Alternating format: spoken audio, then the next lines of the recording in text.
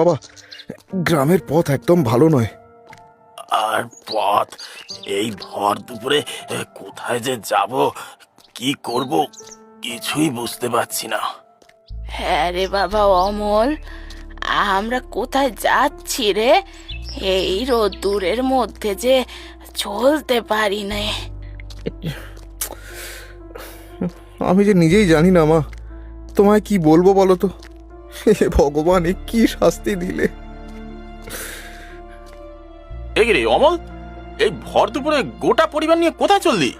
আর দুঃখের কথা কি বলবো নির্মলদা, সবই আমাদের পোড়া কপাল গো। কেন কেন রে, কি হয়েছে? আর বলো কেন দাদা, গ্রামের মহাজন হরেন মুৎসুদ্দির কাছে বাবা কোন কালে বেশ কিছু টাকা ধার নিয়েছিল, কিন্তু বহু চেষ্টা করেও সেগুলো শোধ করতে পারেনি। আর আর আর তাই মহাজন তার লোক পাঠিয়ে আমাদের ঘর বাড়ি দখল করেছে। আমাদের ভিটে মাটি থেকে উচ্ছেদ করেছে বাবা।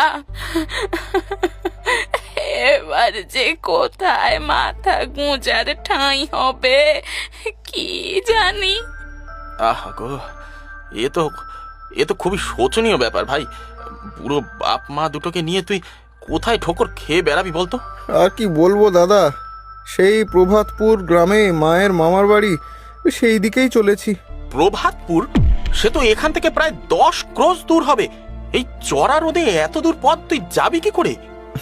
নির্মলদা, আর কি করব বলো তো, বিপদের সময় আর কে আমাদের ঠাঁই দেবে বলো। হেই শোন, মদনপুর গ্রামের শেষ প্রান্তে আমার একটা ছোট্ট ঘর রয়েছে।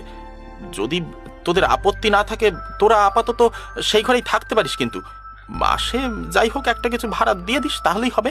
হ্যাঁ, আপত্তি? কিসের আপত্তি নির্মলদা? এ তো আমাদের সৌভাগ্য। কি বলে যে তোমায় ধন্যবাদ জানাবো। আরে ধুর, এ আর এমন কি।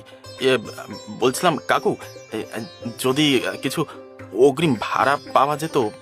হ্যাঁ হ্যাঁ হ্যাঁ বাবা, এই নাও, আমার কাছে 20 টাকাই রয়েছে। তোমার জন্য আজকে আমাদের গাছতলায় আর থাকতে হবে না। সত্যি বাবা, তুমি মানুষ নগো, সাক্ষাৎ দেবদূত, সাক্ষাৎ দেবদূত। নির্মল অমলের পরিবারকে নিয়ে মদনপুর গ্রামের শেষ প্রান্তের একটা ঘরে নিয়ে গিয়ে হাজির করল। ছোট্ট একচালার ঘর, ঘরের সামনে একটা পুকুর।